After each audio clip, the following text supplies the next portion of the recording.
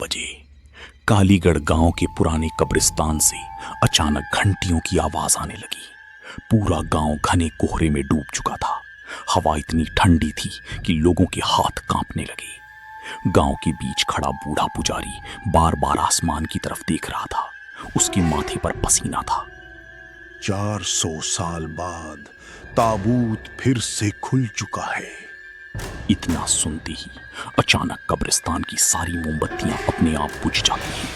चारों तरफ सिर्फ अंधेरा फैल जाता है। उसी समय गांव के दूसरे कोने में आरव अपने कमरे में सो रहा था।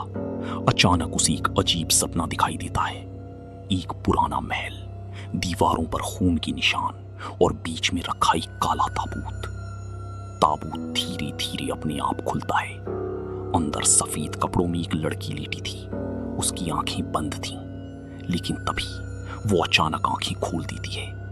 उसकी आंखें पूरी काली थीं। मुझे बाहर निकालो। आरव डर कर उठ जाता है।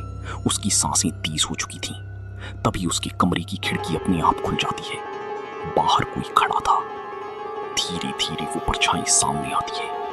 एक औरत, लंबे बाल, सफेद चेहरा और हाथों में टूटी हुई जंजीरें। और अचानक वो गायब हो जाती है। अगली सुबह पूरे गांव में दहशत फैल चुकी थी। कब्रिस्तान के पास 3 लोगों की लाश मिली, लेकिन सबसे डरावनी बात यह थी, उनके शरीर पर एक भी चोट नहीं थी। बस उनकी आंखें पूरी काली हो चुकी थीं। गांव वाले डरकर पुजारी के पास पहुंचते हैं। जिस ताबूत को सदियों पहले बंद किया गया था, किसी ने उसे खोल दिया है। दूसरी तरफ आरव अपनी दोस्त काव्या और नील को अपने सपनों के बारे में बताता है। भाई, ये सब सिर्फ सपना होगा। नहीं। लेकिन तभी आरव अपना हाथ दिखाता है। उसके हाथ पर जलने का निशान बना हुआ था। ठीक वही निशान जो उसने सपने में ताबूत पर देखा था। तीनों डर जाते हैं। रात होते ही वो लोग चुपके से पुराने महल की तरफ निकल जाते हैं। महल पूरी तरह खंडहर बन चुका था। दीवारों पर अजीब चिन्ह बने थे। चारों तरफ कौवों की आवाज गूंज रही थी। तभी अचानक महल का बड़ा दरवाजा अपने आप खुल जाता है। अंदर पूरा कमरा मोमबत्तियों से भरा था और कमरे के बीचों बीच रखा था वही काला ताबूत। ताबूत पर खून से एक नाम लिखा था, विराक्षी। ये कौन है? तीनों पीछे मुड़ते हैं। वहां वही बूढ़ा पुजारी खड़ा था, लेकिन अब उसकी आंखें पूरी सफेद हो चुकी थीं। वो धीरे धीरे मुस्कुराता है। तुम लोग समझ नहीं रहे, अगर विराक्षी वापस आ गई तो पूरा गांव खत्म हो जाएगा। 400 साल पहले राजा ने विराक्षी को जिंदा ताबूत में बंद कर दिया था, लेकिन उसकी आत्मा कभी नहीं मरी। इतना बोलते ही ताबूत जोर जोर से हिलने लगता है। कमरे की सारी मोमबत्तियां बुझ जाती हैं। अचानक ताबूत अपने आप खुल जाता है। अंदर कोई नहीं था। तभी नील धीरे धीरे पीछे मुड़ता है। कोई मेरे पीछे खड़ा है। उसके पीछे एक औरत खड़ी थी। सफेद आंखें, खून से भरा चेहरा और टूटी हुई जंजीरें। विराक्षी। और अगले ही पल नील हवा में ऊपर उड़ जाता है।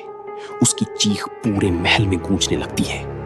आरव और काव्या डरकर भागने लगते हैं, लेकिन तभी महल का दरवाजा अपने आप बंद हो जाता है। चारों तरफ सिर्फ अंधेरा। फिर अचानक आरव को सब कुछ याद आने लगता है। पुराना महल, राजा, ताबूत और विराक्षी की चीखें। ये सच नहीं हो सकता। क्या हुआ आरव? ये सच नहीं हो सकता। मैं वही सैनिक हूं जिसने 400 साल पहले विराक्षी को ताबूत में बंद किया था। तभी विराक्षी धीरे धीरे उसके सामने आती है। वो मुस्कुराती है।